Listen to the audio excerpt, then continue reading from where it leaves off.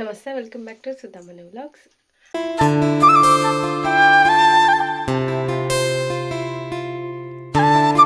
ನನ್ನ ಹಸ್ಬೆಂಡ್ ತುಂಬ ದಿವಸದಿಂದ ಹುರುಳಿ ಚಟ್ನಿ ಮಾಡು ಅಂತ ಹೇಳ್ತಾ ಇದ್ರು. ಸೊ ಮಾಡೋಕ್ಕೆ ಟೈಮೇ ಆಗಿರಲಿಲ್ಲ.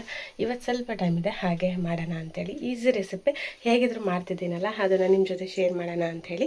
ಸೊ ಬನ್ನಿ ಹೇಗೆ ಮಾಡೋದು ಅಂತ ತೋರಿಸ್ತೇನೆ. ತುಂಬ ಚೆನ್ನಾಗಿರುತ್ತೆ ಹುರುಳಿ ಚಟ್ನಿ. ನಮ್ಮ ಕಡೆ ನಾವು ಅದನ್ನು ಕುಡು ಅಂತ ಕರಿತೇವೆ, ಕುಡು ಚಟ್ನಿ. ಅದರ ರೆಸಿಪಿನ ನಿಮ್ಮ ಜೊತೆ ಶೇರ್ ಮಾಡ್ತೀನಿ. ಬನ್ನಿ ಹೇಗೆ ಮಾಡೋದು ಅಂತ ನೋಡೋಣ.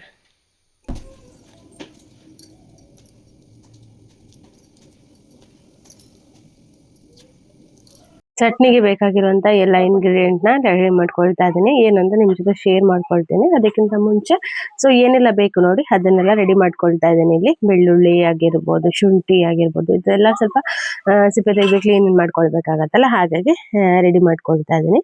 ಸೊ ಬನ್ನಿ ತೋರಿಸ್ತೀನಿ ಏನೆಲ್ಲ ಐಟಮ್ ಬೇಕು ಅಂತ ಹೇಳಿ. ಸೊ ಹುರುಳಿ ಚಟ್ನಿಗೆ ಫಸ್ಟಾಗಿ ಏನು ಬೇಕಾಗಿರೋದು ಹುರುಳಿ. ಸೊ ನೋಡ್ಬೋದು, ಹುರುಳಿ ತಗೊಂಡಿದ್ದೇನೆ.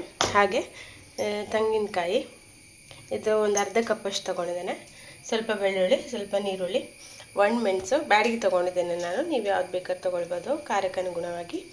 ಅದಾದಮೇಲೆ ರುಚಿಗೆ ತಕ್ಕಷ್ಟು ಉಪ್ಪು, ಸ್ವಲ್ಪ ಹುಳಿ, ಹಾಗೆ ಶುಂಠಿ, ಇದಿಷ್ಟನ್ನು ತೊಗೊಂಡಿದ್ದೀನಿ. ಈಗ ನಾವು ಬೆಳ್ಳುಳ್ಳಿ, ಶುಂಠಿ, ಹಾಗೆ ನೀರುಳ್ಳಿ, ಹಾಗೆ ಮೆಣಸು ಇದಿಷ್ಟನ್ನು ಫ್ರೈ ಮಾಡ್ಕೊಳ್ಳೋಣ. ಇದಿಷ್ಟು ಫ್ರೈ ಆದಮೇಲೆ ಹುರುಳಿಯನ್ನು ಫ್ರೈ ಮಾಡ್ಕೊಳ್ಳೋಣ, ಓಕೆನಾ. ತೆಂಗಿನಕಾಯಿ ಫ್ರೈ ಮಾಡೋದಿಲ್ಲ ನಾನು, ಹಾಗೆ ಹಾಕ್ತೇನೆ.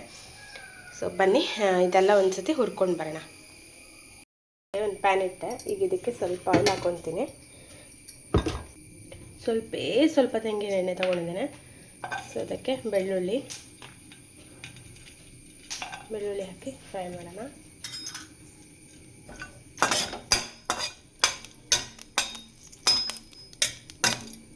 ಚೆನ್ನಾಗಿ ಫ್ರೈ ಆಗಬೇಕಿದು.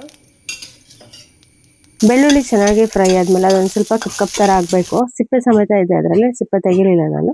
ಸೊ ಅದು ಸ್ವಲ್ಪ ಚೆನ್ನಾಗಿ ಫ್ರೈ ಆದಮೇಲೆ ನಾನು ಮೆಣಸು ಏನು ತೋರಿಸಿದ್ದೆ, ಇದು ಮೆಣಸು, ಅದನ್ನು ಕೂಡ ಸೇರಿಸ್ಕೊಂಡಿದ್ದಾರೆ. ಅದನ್ನು ಕೂಡ ಚೆನ್ನಾಗಿ ಫ್ರೈ ಮಾಡ್ಕೊಳ್ಬೇಕು. ಅದೆರಡು ಫ್ರೈ ಆಯಿತು. ಈಗ ಅದನ್ನ ಮಿಕ್ಸಿಗೆ ಹಾಕೊಳ್ತೇನೆ. ನಾನು ಆಲ್ರೆಡಿ ತೋರಿಸಿದ್ದೀನಲ್ಲ ನಿಮಗೆ ಹುಳಿ, ಅದನ್ನು ಸೇರಿಸಿದ್ದೀನಿ. ಅದ್ರ ಜೊತೆಗೆ ಈಗ ಹುರಿದಂಥ ನೀರುಳ್ಳಿ, ಶುಂಠಿ ಏನಿದೆ ಅದನ್ನೆಲ್ಲ ಸೇರಿಸ್ಕೊಳ್ತೇನೆ. ತಣ್ಣಗಾಗ್ತಾ ಇರಲಿ, ಅಷ್ಟರಲ್ಲಿ ನಾವು ಹುರುಳಿಯನ್ನು ಹುರ್ಕೊಳ್ಳೋಣ. ಈಗ ಆವಾಗ ನಾನೇನು ಹುರ್ಕೊಂಡೆ ನೀರುಳ್ಳಿ ಅದನ್ನೆಲ್ಲ, ಸೊ ಅದೇ ಪ್ಯಾನಲ್ಲಿ ನಾನಿಲ್ಲಿ ಹುರುಳಿಯನ್ನು ಸೇರಿಸ್ಕೊಳ್ತಾ ಇದ್ದೇನೆ. ಸೊ ಇದು ಹುರುಳಿಯನ್ನು ಚೆನ್ನಾಗಿ ಫ್ರೈ ಆಗಬೇಕು. ಇದು ಫ್ರೈ ಆದಾಗ ನಮ್ಗೆ ಗೊತ್ತಾಗುತ್ತೆ, ಮನೆಯೆಲ್ಲ ಗಮ್ ಅಂತ ಸ್ಮೆಲ್ ಬರ್ತಾ ಇರುತ್ತೆ, ಅಷ್ಟು ಚೆನ್ನಾಗಿರುತ್ತೆ ಹುರುಳಿ ಸ್ಮೆಲ್ಲು. ತುಂಬ ಫ್ಲೇವರ್ಫುಲ್ ಆಗಿರುತ್ತೆ. ಅದಾದ ನಂತರ ಇದು ಮತ್ತೆ ನಿಮ್ಗೆ ಹೇಗೆ ಗೊತ್ತಾಗುತ್ತೆ ಫ್ರೈ ಆಯಿತು ಅಂತ ಹೇಳಿದ್ರೆ, ಅದು ಸಿಡಿಯೋಕ್ಕೆ ಶುರುವಾಗುತ್ತೆ ಪಟ ಅಂತ. ತೋರಿಸ್ತೀನಿ ನೋಡಿ. ಫ್ರೈ ಮಾಡಲಿಕ್ಕೆ ಇಟ್ಟಿದ್ದೇನೆ. ಜಸ್ಟ್ ಇದು ಚಿಟಪಟ ಅಂತ ಸೌಂಡ್ ಬರ್ತದೆ. ಸೌಂಡ್ ಬರೋ ತನಕ ಹುರಿದ್ರೆ ಆಯಿತು ಅಷ್ಟೇ.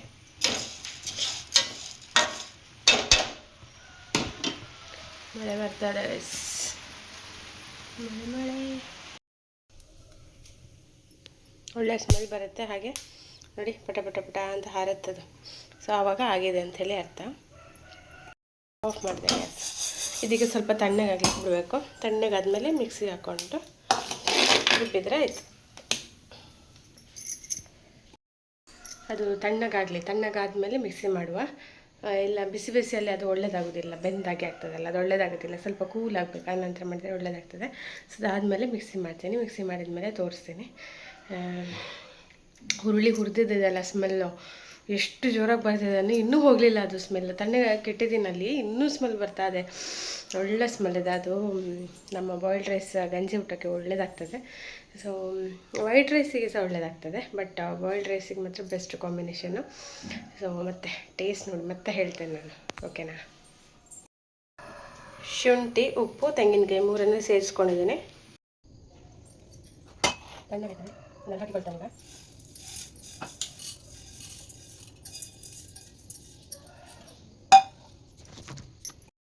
ಹುರುಳಿ ಹಾಕಿಕೊಂಡೆ. ಇದನ್ನು ನಿಮ್ಗೆ ಎಷ್ಟು ಬೇಕಷ್ಟು, ಸ್ವಲ್ಪ ಜಾಸ್ತಿ ಬೇಡ ನೀರು, ಸ್ವಲ್ಪ ನೀರು ಹಾಕಿ ಕಡ್ದುಕೊಳ್ಳಿ, ಓಕೆನಾ.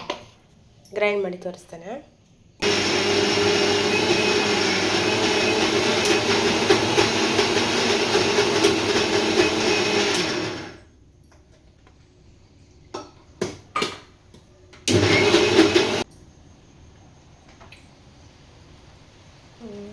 ಸಕ್ಕತ್ತಾಗಿದೆ ಮಾತ್ರ ನೋಡಿ, ಕಾಣಿಸ್ತಾ ಇದೆ.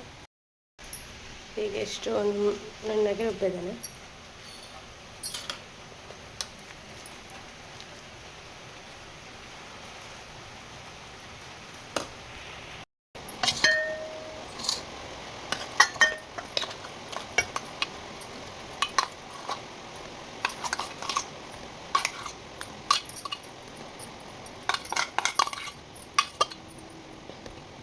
ಫೈನಲಿ ಚಟ್ನಿ ರೆಡಿ ಆಯಿತು. ನೋಡಿದ್ರಲ್ಲ, ಇದು ರೆಸಿಪಿನ ನೀವು ಒಂದ್ಸತಿ ಟ್ರೈ ಮಾಡಬೇಕು, ಸಖತ್ತಾಗಿರುತ್ತೆ.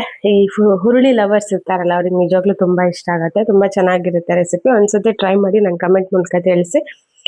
ಸೊ ಸಂಜೆ ನಮ್ಮ ಪಡುಬಿದ್ರಲ್ಲಿ ಅಂದರೆ ನಮ್ಮ ದೇವಸ್ಥಾನ, ಮನೆ ಹತ್ತಿರವೇ ದೇವಸ್ಥಾನ ಇದೆ, ಕೆರಮ್ಮ ಸುಬ್ರಹ್ಮಣ್ಯ ದೇವಸ್ಥಾನ. ಅಲ್ಲಿ ಭಜನಾ ಕಾರ್ಯಕ್ರಮ ಇತ್ತು. ಅಂದರೆ ಏಕಹ ಭಜನೆ, ಅಂದರೆ ಬೆಳಗಿಂದ ನೆಕ್ಸ್ಟ್ ಡೇವರೆಗೂ ಒಂದಿನ ಫುಲ್ಲು. ಸೊ ಅದಕ್ಕಂತ ಹೊರಟಿದ್ದೇವೆ ನಾವಿಲ್ಲಿ. దూర పోపిని అయ్యి అయిపోయింది కారించి కొడుపు కొడుపు కొడుపు అంచ ఈ దూర పోపిన అది అది ముట్టుల ముట్టుల ఈ దూర పోపిని ముట్టుల ముట్టుల కెమెరా ఇస్తుల ముట్టుల కెమెరా ఈ దూర పోపిని నేను దూರ ಹೋಗುದು ನೀನು ಹೌದಾ ಸೂಪರ್. ಇದೆ ನೋಡಿ ನಮ್ಮ ದೇವಸ್ಥಾನದ ದ್ವಾರ, ಕೇರಮ್ಮ ಸುಬ್ರಹ್ಮಣ್ಯ ದೇವಸ್ಥಾನದ್ದು ಇದು ಟೆಂಪಲ್.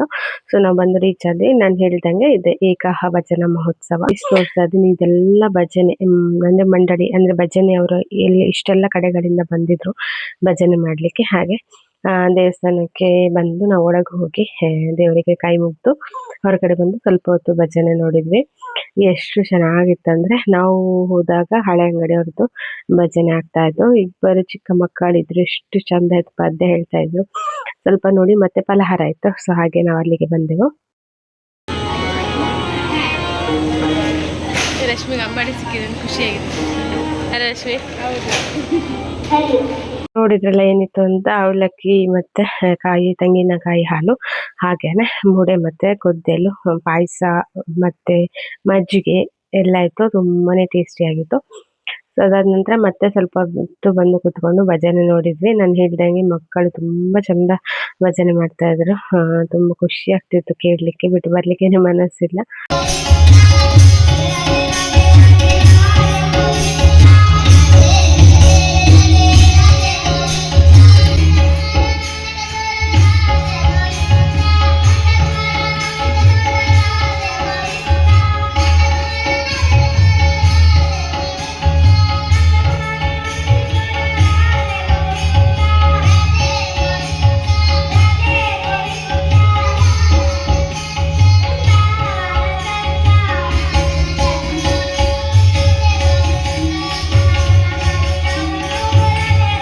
ಕೇಳಿದ್ರಲ್ಲ ನೋಡಿ, ಮಕ್ಳು ಎಷ್ಟು ಚೆನ್ನಾಗಿ ಭಜನೆ ಹೇಳ್ತಾ ಇದ್ರು. ಅದೇ ಹೇಳಿದ್ರು, ನನಗೆ ಬರ್ಲಿಕ್ಕೆ ಮನಸ್ಸಿಲ್ಲ ಅಂತ. ಬಟ್ ಆಯ್ತು, ಅವ್ರಿಗೆ ಎಕ್ಸಾಮ್ ಇತ್ತು. ಸೊ ಹಾಗಾಗಿ ನಾವು ಸೀದಾ ಸ್ವಲ್ಪ ಹೊತ್ತು ನೋಡಿ ಹೊರಗೆ ಬಂದ್ವಿ. ಇಲ್ಲಿ ಸ್ವಲ್ಪ ಸಿಡಿಮಿದ್ದು ಎಲ್ಲ ಇತ್ತು. ಅದಾದ ನಂತರ ಸೀದಾ ಮನೆಗೆ ಹೊರಟ್ವಿ. ಇದಾಗಿತ್ತು ಇವತ್ತಿನ ಒಂದು ಸಿಂಪಲ್ ಬ್ಲಾಗ್. ಈ ಬ್ಲಾಗ್ ಇಷ್ಟ ಆದರೆ ಒಂದು ಲೈಕ್ ಕೊಡಿ, ಶೇರ್ ಮಾಡಿ. ಹಾಗೆ ನೀವು ಫಸ್ಟ್ ಟೈಮ್ ನನ್ನ ಚಾನಲ್ನ ನೋಡ್ತಿರೋ ಸಬ್ಸ್ಕ್ರೈಬ್ ಮಾಡ್ಕೊಳ್ಳೋದು ಮರಿಬೇಡಿ. ಹಾಗೇನೆ ನಾನು ತೋರಿಸಿದ ಕುಡು ಚಟ್ನಿ ಅಂದರೆ ಹುರುಳಿ ಚಟ್ನಿಯನ್ನು ಟ್ರೈ ಮಾಡೋದು ಮರಿಬೇಡಿ ಅಂತ ಹೇಳ್ತಾ, thank you all, bye bye.